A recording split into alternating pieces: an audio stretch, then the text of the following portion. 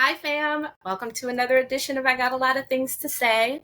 This episode and future episodes are going to be a little bit different. They're going to be audio only temporarily.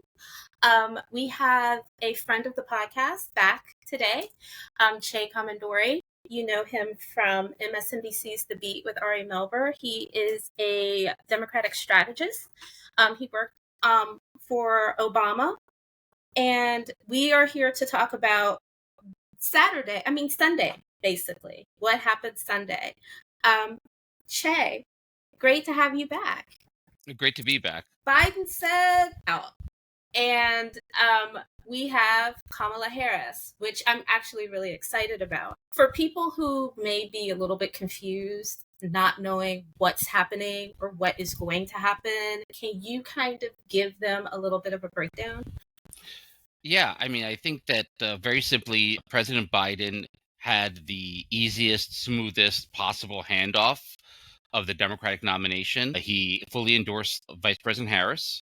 He instructed all of his delegates who are now released to vote for her. In just a matter of a day, all the delegates that she would need to win the nomination have said they will vote for her. So that is done. President Biden's delegates are released. They can vote for whoever they want. And they have already en masse pledged themselves to vote for Vice President Harris. So there will be, there's going to be a very orderly nomination that will occur at the Democratic convention in Chicago in about a month from now. And then at that point, or sometime in the next month, we're going to have a vice presidential candidate that's going to be selected. That candidate will be ratified by the convention. I do not know when that candidate will be announced, but the candidate has to be announced before the Democratic convention. There's vetting papers that have already been sent out to several candidates, potential people, for them to fill out. This is a very extensive FBI vet that has to be done for anyone who wants to be vice president. So that's something that's ongoing. As you can see, the campaign is fully transitioned towards Vice President Harris. Vice President Harris has announced that she's largely keeping almost the entire Biden staff in place. It looks to me like they're going to be staying in Wilmington, Delaware. So they're not going to be uprooted to Washington, D.C., although that might change. But it looks like that's what has largely been agreed upon. So it's been a very smooth, seamless transition. The chaos that people predicted that would happen if President Biden stepped aside has simply not happened. The open primary discussion that James Carville talked about, Jim Clyburn talked about, Nancy Pelosi talked about, that is not going to happen.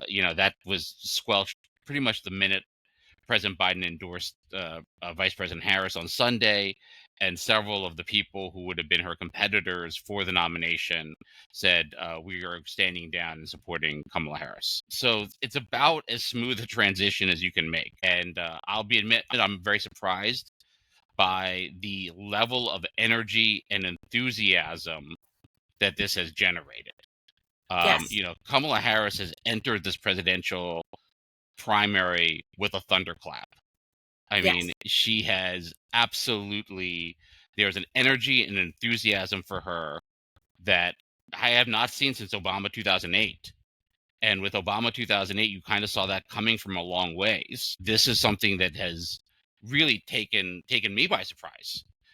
We had $250 million change hands on her announcement, and to fill up her campaign war chest, which is now enormously sizable. We have had 60,000 volunteers signed up on the first day she announced, and that number is growing towards three figures now in most of the major battleground states.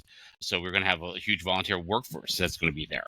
The base's enthusiasm is real. Her events are now packed. She's drawing very, very large crowds for all her scheduled events. There is a pop culture enthusiasm, which I have not seen since Obama 2008. Yeah.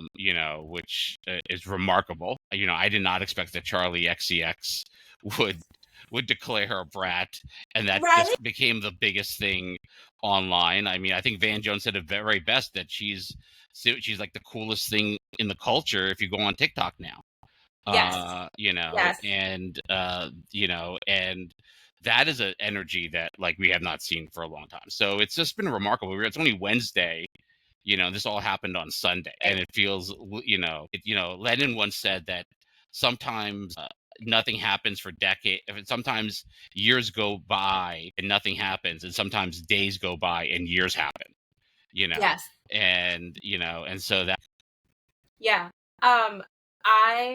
So when I got the news that Biden was dropping out, I think my heart fell into my stomach, because I'm like, this is not the time for this. We're about to go into a dictatorship. Like, can y'all get yourselves together? And he's like, well, I'm endorsing Kamala Harris. And I was like, okay. And then I was just like, I wanted him to endorse her, because I think I would have felt some type of way if he didn't. Like, she's the vice president. So for me, that's the natural next person to do it. And I also felt like he has really let her take the reins on things and let her get experience in the past 4 years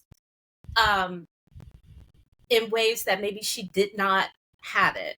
And I was like, okay, good. He's endorsing Kamala, but are all these other people going to endorse her? So it's felt like 3 months, and it's Wednesday from Sunday.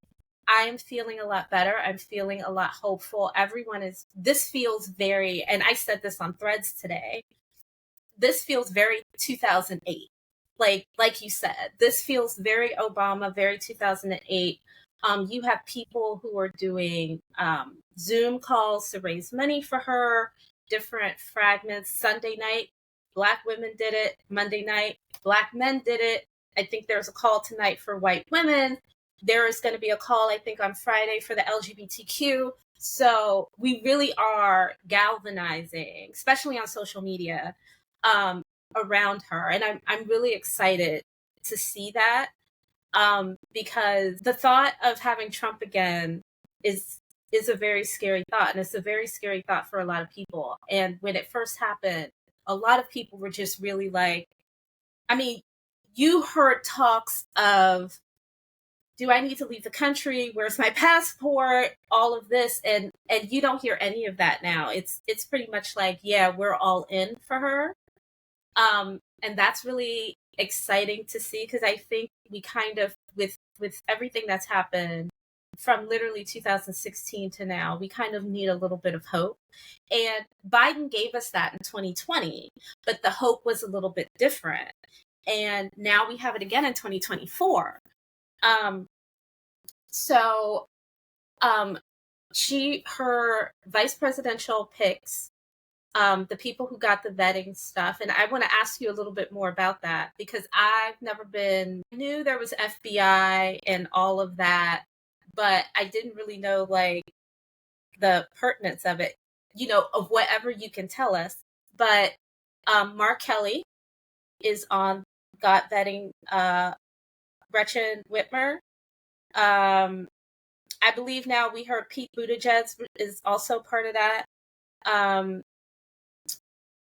Yes, and one thing to keep in mind about Pete Buttigieg is because he's a member of the cabinet. Yes. He's already gone actually through this vetting process to just so he doesn't have to. Yeah, he doesn't actually. Yeah, well, yeah, it's a little bit. It's not as quite as cumbersome for him because as you're a member of the cabinet, you have to go through that full vetting process. Oh, awesome! Thank you, because that makes sense. Josh Shapiro has gotten it. And so now we're kind of just like, who do we think's going to get the nomination? So when you were getting vetted as a VP, what can you tell us about that? Like, what are the steps, kind of? Yeah, so there's quite a extent. First of all, the most important aspect of it is the financial aspect. If you want to be vice president, they look at literally every financial transaction you have made going back years. They look at your taxes, they look at your holdings, they look at where your money is, So I'll tell you right now that Donald Trump would never have passed any kind of vetting process but he just got elected president, so they had to like live with it. So he was able to bypass Okay. all the normal channels just by getting elected president in 16. Okay. Like if you had picked him as a VP, he would never have passed any vet on the Republican side. Or if you wanted to put him in the cabinet, he would never have passed any kind of vetting process to be selected as a political appointee in any way. That would not have occurred. So this is a very extensive background check.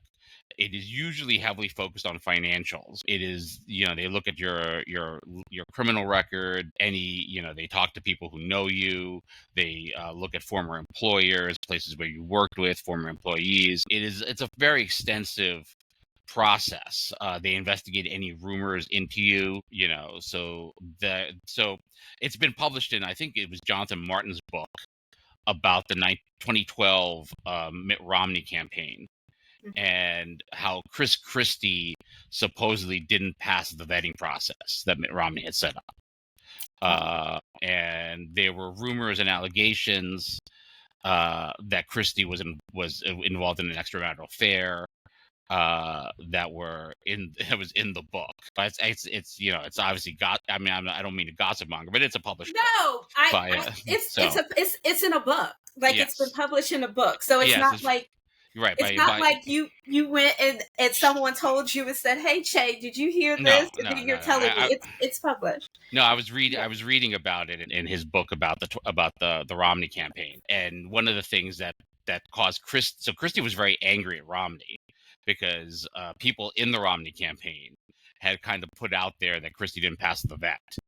and he felt personally affronted. So if you remember in that Republican National Convention speech, Christie never talked about Romney; he only talked about himself.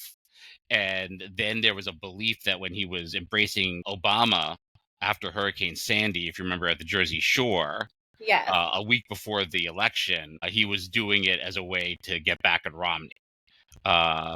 So that's always that's Christie's MO in politics has always been that his main function is revenge. So when he endorsed Donald Trump in New Hampshire, he was mainly doing it as revenge against Marco Rubio, who had run all these negative ads against him. That was his main thing. And then Donald Trump nearly killed him from COVID. Then he ran against him finally in 24 and said all these things because he was angry at Trump. And he was angry, particularly also at Jared Kushner, who had really kept him out of the Trump cabinet because he wanted to be AG. Yeah, and he put Jared Kushner's father in prison. So that pretty much ended his chances of being in the Trump cabinet. I feel like we're getting political tea because, and I'm going to say it, Chris Christie's a petty Betty. Who would have thought? I did not know any of this, and now it all makes sense. But, if you try to kill someone with COVID, I feel like that's a justifiable reason not to like someone anymore. I'm just saying. Yes, it was. I mean, look, I'm not a Chris Christie fan, as you can tell, but I did enjoy it when he was attacking Trump. I really enjoyed his attacks on Trump. I even though I don't much care for him as a political figure, I certainly don't agree with him ideologically. Right. But I think but the vetting process can be very, very tough and very severe. Like a big discussion point. And then they also look at your spouse's finances as well. So I know that this was an arduous issue for John Kerry when he was being vetted to be Al Gore's running mate in 2000 because his wife, Teresa Heinz Kerry, has the Heinz ketchup fortune, and they have to look at all that ketchup money and where it's going. And so that was very, very arduous for him. And so there was a story that in 2008 Hillary Clinton told Barack Obama, look, if you're really serious about me being the VP, that's fine. But if you're not, I don't want to go through that vetting process because that is just that is a lot of energy and time that I have to spend. So only ask me to do it if you're serious about this. So that, that's going to be the case. There are going to be people who are going to say no to this process as well. Wow, that's really interesting. I figured it was arduous. And I'm glad you touched on Trump because my whole thing is, how did Trump become president? So do presidential nominees don't go through the same vetting process? No, they do not. I mean, if you're elected, you're elected. All you have to be is 35, over 35 and born in this country to be president. And, then everything else is. I mean, the Supreme Court just said the president's immune from all kinds of wrongdoing. And I need for Trump to do some official acts. I mean, not Trump. I need Biden to do some official acts. Like, he's essentially a lame duck now. You're not going to get reelected. You've dropped out. Sir, respectfully, I would be doing so many official acts and then be like, well, I'm immune because y'all just said I was, and just hop on that plane next year and go off into glory. But I feel like he has too much integrity to do that.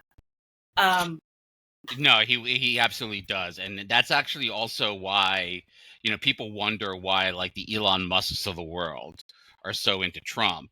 They know if they're not into Trump, Trump will punish them, but Right. Biden never will. Biden doesn't really operate that way. Like he does not, he doesn't use the office to punish enemies the way that Trump would, and the way Trump has very clearly threatened to continue to do so in Right. office. And we know from reporting of the first term that he frequently asked the Attorney General's office and others to audit and go after people he didn't like, and they just ignored him. And that will not happen the second time if Trump is president again. God forbid. Right. Absolutely. I feel like the strategy that they have now is good because what you want people to do. And I kind of hate this, but understand the necessity. I'm one of those people. I don't need a sexy president. I just need a competent, smart one that is going to truly listen to my concerns, not only my concerns as a person, but also concerns in my community as well. I don't need a sexy president. I don't need any of that. I just need competence, and I'm going to do what I said I was going to do, and these are the things I'm going to do.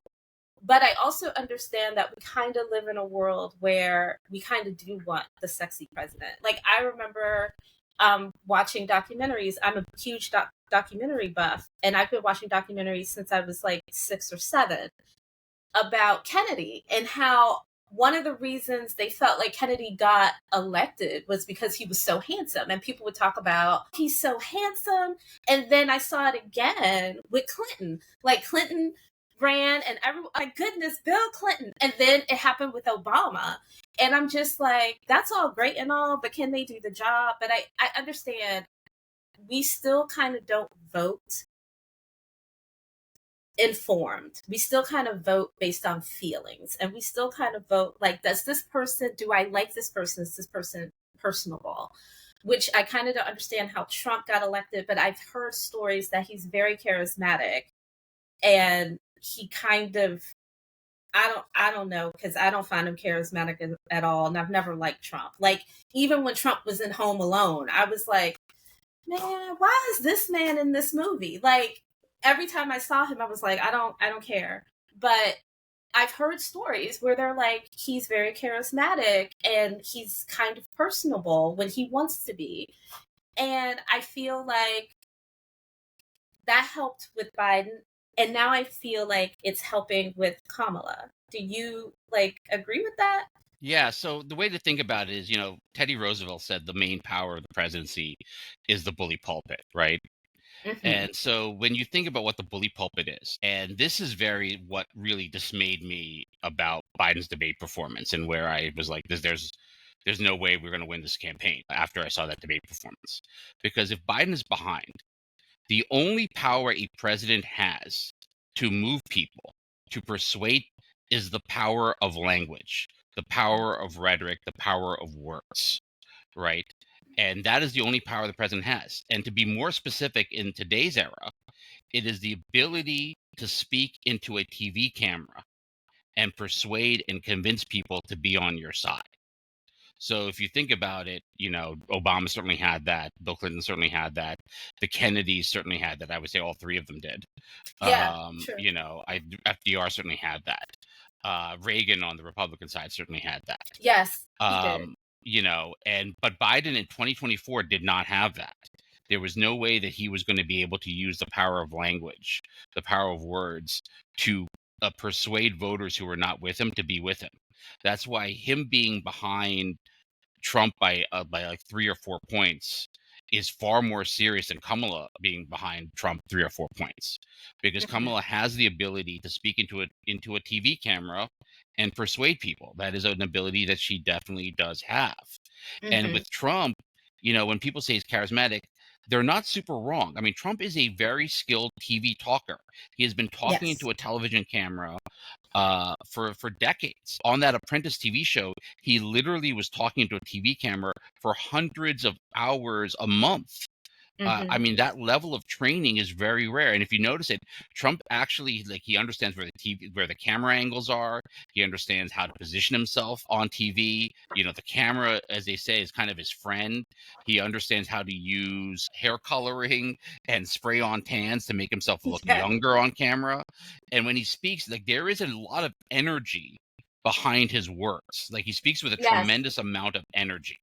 And so when people say he's charismatic, that's what they're really talking about. There is an energy behind his words. Now, he's not charismatic in the sense that he doesn't have the ability to reach beyond his base. Obama could Yes. reach people beyond his base.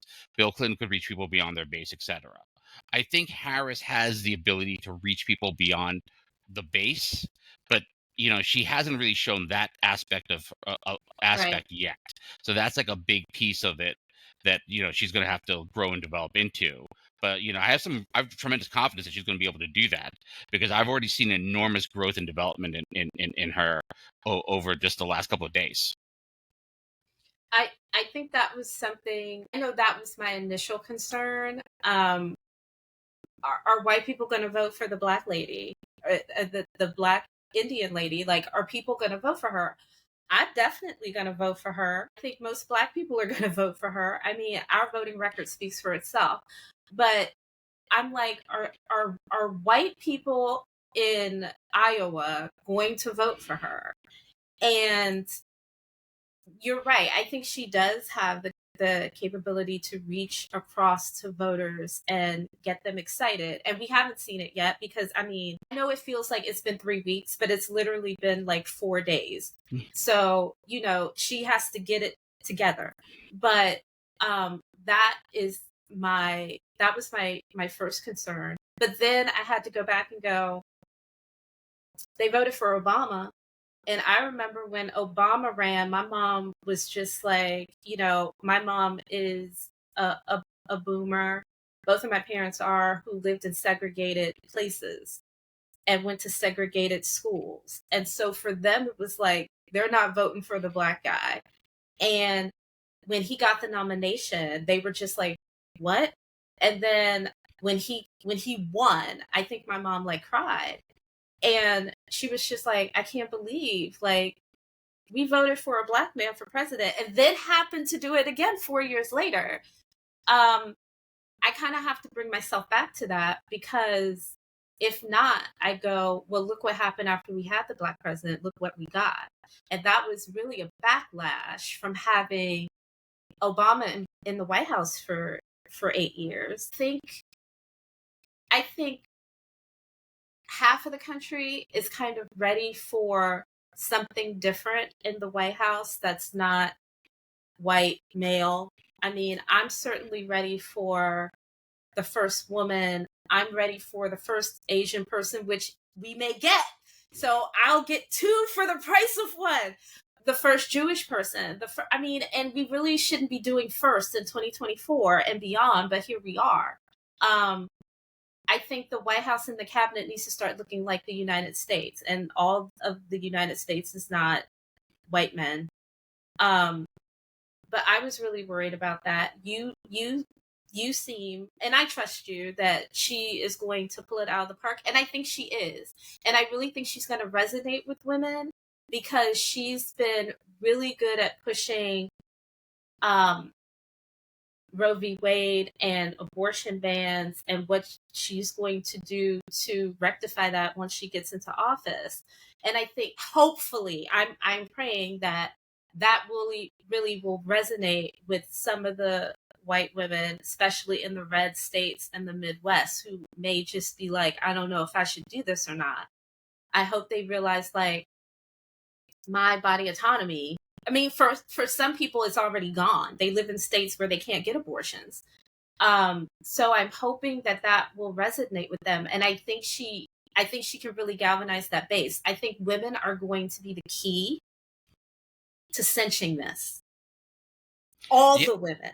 that's absolutely correct. Yeah, I think that, if you think about the choice issue, and where the country is on that and many other issues, it's very different than 2016. Mhm. And she can speak to that with a power and an energy, that Joe Biden actually could not. I Mhm. think part of the issue was is that there was a lot of energy around the choice issue, around women's rights, and having an 82-year-old man talk about it just wasn't really working.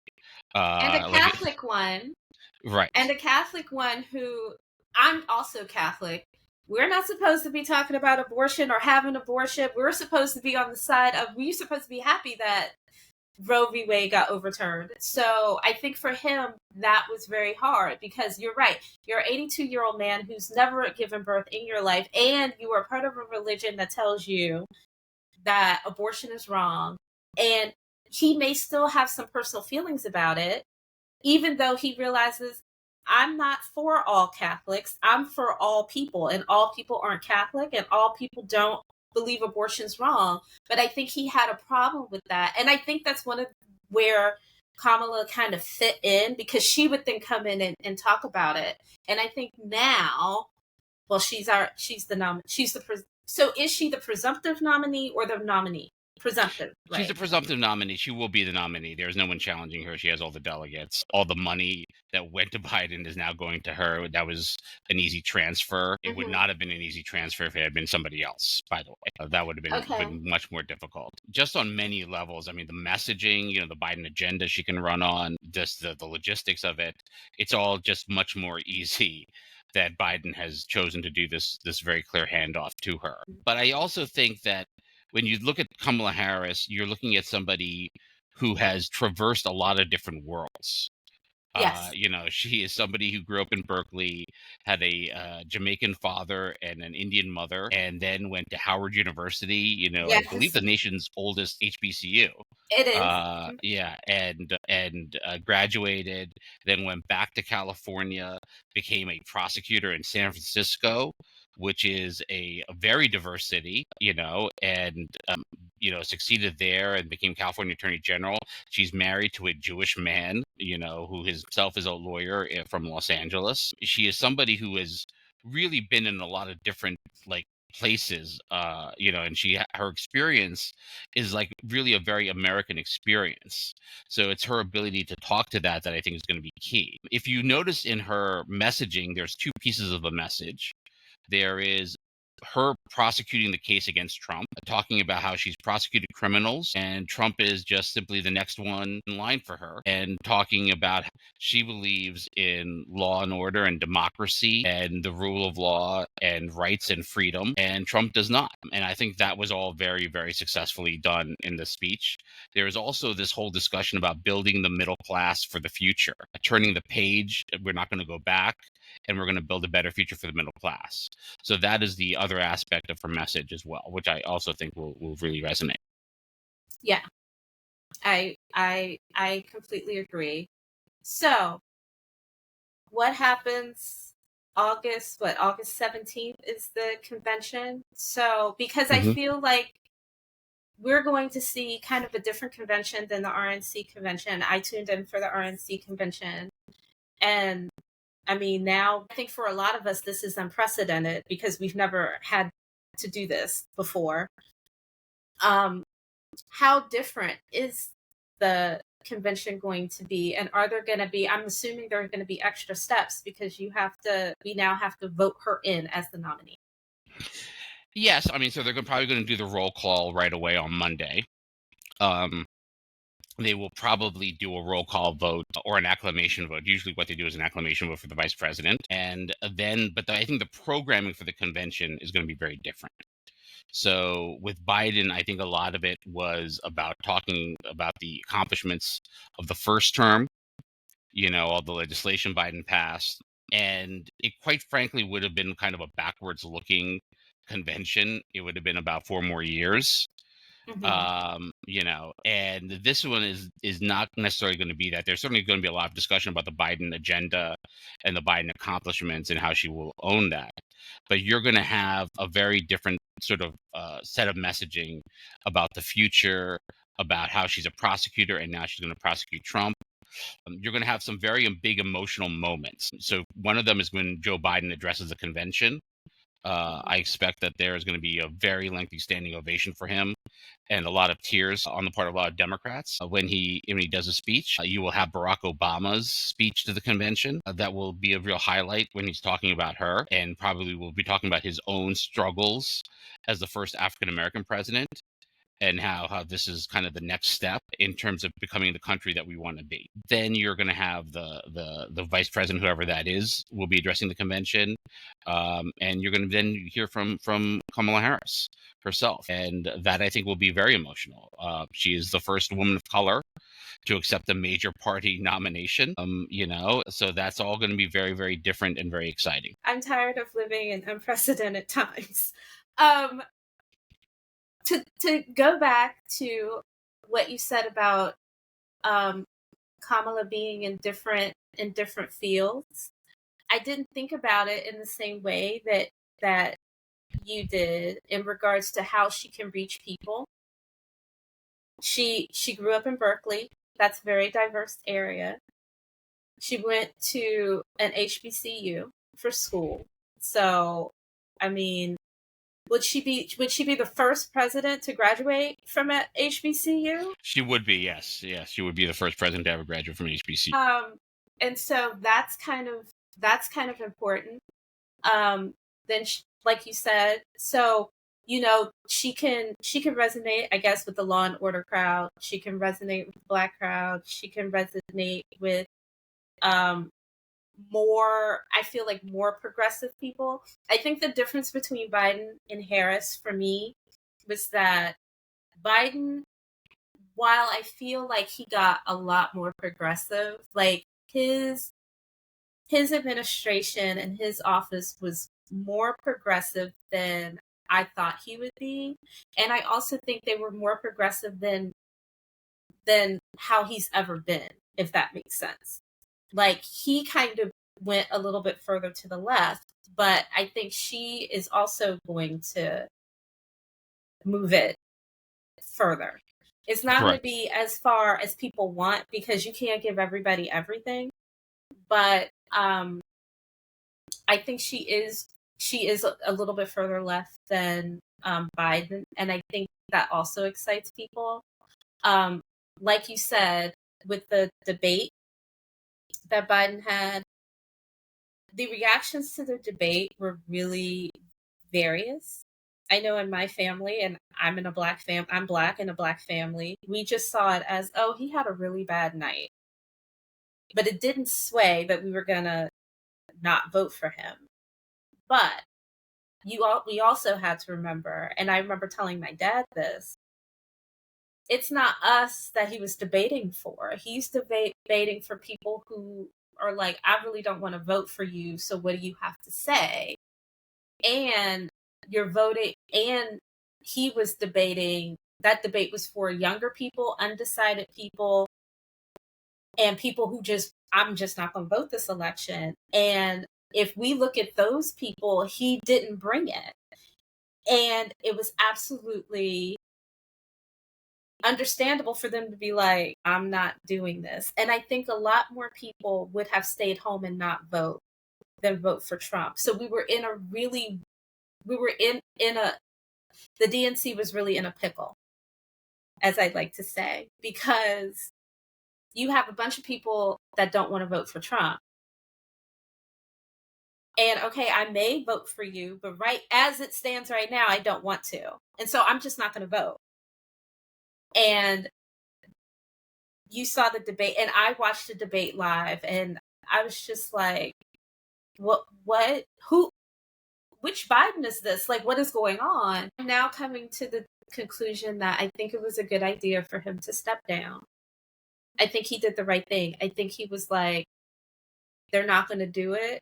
And I don't want this country to fall into authoritarian rule. And so, and I think that was a good idea. And it's funny because people are still saying, like, even towards the end, he did outmaneuver the RNC, because now the RNC is sitting here like they are completely, utterly shocked, gobsmacked. I don't know whose idea it was for JD Vance. Like, JD Vance, really? Okay.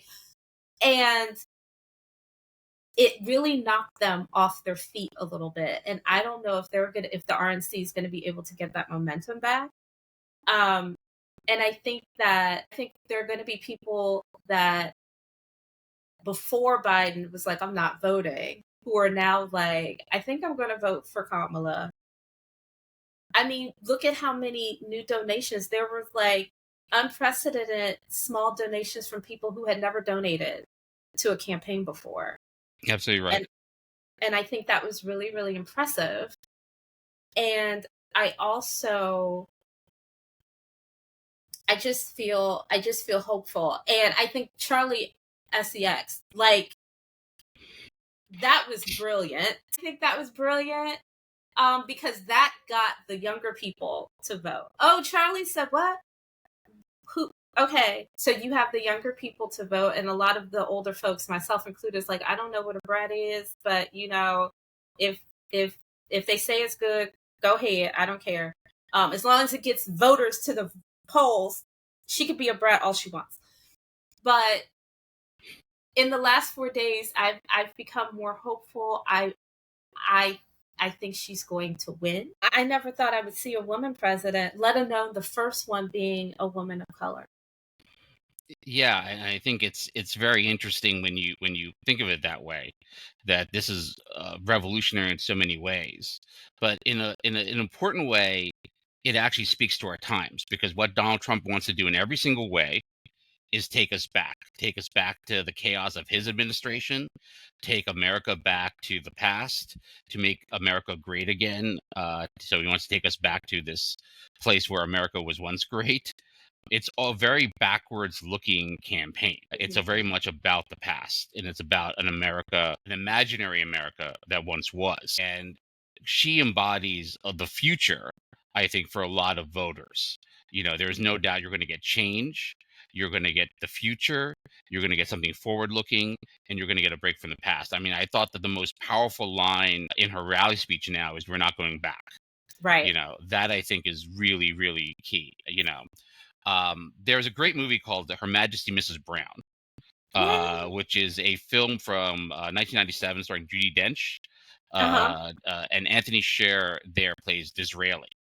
And I remember, this dates me, but I remember the night before the 2000 election, I had this terrible feeling, you know, and I got up at 3 in the morning and turned on PBS and watched this movie. And Disraeli says, gives this very huge speech against Gladstone and says, England will not go back again. And that was like the refrain, England will not go back again. And I was like, why didn't Al Gore just say that? Why doesn't Al Gore just say, we're not going to go back to those Bush years? America will not go back. And I was really happy to see that she used the Disraeli refrain. We're not going to go back again. And that is a very powerful piece of messaging. And she really, really utilized it very, very well. But everything about the Trump campaign is about the past. Even J.D. Vance, even though he's supposed to represent the future as like a 39-year-old millennial, he is a very backwards looking guy, talking about childless cat ladies and how a woman's true happiness is to be a homemaker and a wife. His views, sound at home, in America of like 70 years ago or something. Right. Like a Mad Men era, like even characters out of Mad Men don't sound like him. No. Like he sounds like maybe the grandparents of the characters in Mad Men. Yes. With his views. And that also I think goes to like one of the things to think about with this VP selection, which is the type of selection where you're trying to choose your successor almost never works. It didn't work for Trump. It's not working for Trump with JD. It doesn't work didn't work for Mitt Romney with Paul Ryan. where you're trying to choose a younger person who's going to be your successor. It didn't work for George Bush Sr. with Dan Quayle, where he tried to do like that type of selection doesn't work. I mean, if you want to say Biden did that with Kamala, well, it has worked because he did one thing the other guys didn't do, which is he actually stepped aside and let Yes. the younger person be the actual nominee, which was not the case before. So Right. there, the line of succession actually did work, but that type of thinking for the VP almost never works. There's a whole category of bad VP selections and very few really good VP selections. So we're going to end it a little bit early, but you are a film buff, so thank you for bringing the film in there at the last minute. So, who do you think is going to be Kamala's running mate? Like, if you were a betting man, who do you think she's going to pick? Yeah, so it's very clearly Mark Kelly would be the front runner because he brings so much to the ticket. He could win Arizona, which is a state that felt like it was kind of out of reach for Biden before. He has the great story with his wife who was a shooting victim, Gabby Giffords. He is an astronaut, which is, I think it's a cool job being an astronaut. I think he can, if they worry that Kamala Harris might be vulnerable on the border and immigration issues. He can certainly speak to that from being from Arizona and speak to those issues very, very well and very authoritatively. So I think that would make the most sense. The one thing I'll say is we have not had a VP who has been selected to win a state in a while. The last VP who actually won a state for a candidate was LBJ for JFK in 1960. Since then, it's been mostly like this national narrative that has subsumed everything. It's all been about the national narrative and the national dynamics. And when you think about a VP race in terms of a national narrative, most of the VP picks fall under then two categories. Either you're trying to shore up a weakness or you're trying to reinforce a strength. The shoring up the weakness VP pick has actually almost never worked. It doesn't seem like it ever completely works. Trump was trying to shore up the fact that he's this really old man by choosing J.D. Vance. You can see that doesn't work. Hillary Clinton tried to reassure voters who were freaked out by change. I'm going to get this like milquetoast white guy, Tim Kaine. That didn't really work. Romney wanted to pick a younger person, Paul Ryan, to show that he's kind of, he represents the future in some way. He's not like this backwards looking zombie Reagan candidate. That didn't work. So on and so on. John Kerry picked John Edwards because he wanted to create some grassroots buzz and excitement around his candidacy. That didn't work. That almost never succeeds. The one VP selection where they reinforced the strength that worked was when Bill Clinton picked Al Gore. That I think was very, very effective in terms of reinforcing his strength. So that, so for Kamala, that person would be someone like Gretchen Whitmer or Pete Buttigieg. But then the question becomes, like, is that too much change for people? That becomes like a very, very important question at that point. But that's reinforcing the strength is much more successful than trying to shore up a weakness. The other model is what Bush did and what Obama did, which is they were very confident they were going to win the election. So they picked people who would help them govern. So Dick Cheney, I'll lay aside my editorial comment about that. But Dick Cheney was definitely that person. And Joe Biden was definitely that person for Obama because he had that knowledge of the Senate and legislation and all these foreign policy issues, et cetera. So he was there to help them govern. So that's the other one. And that model does work. But you have to have a lot of confidence that you're actually going to win the election if you're just going to pick somebody who's going to help you govern. Gotcha. Chai, it's been great. This is a really great episode. And I got political tea. I love political tea, even though the tea was in the book. It was still political tea that I didn't know.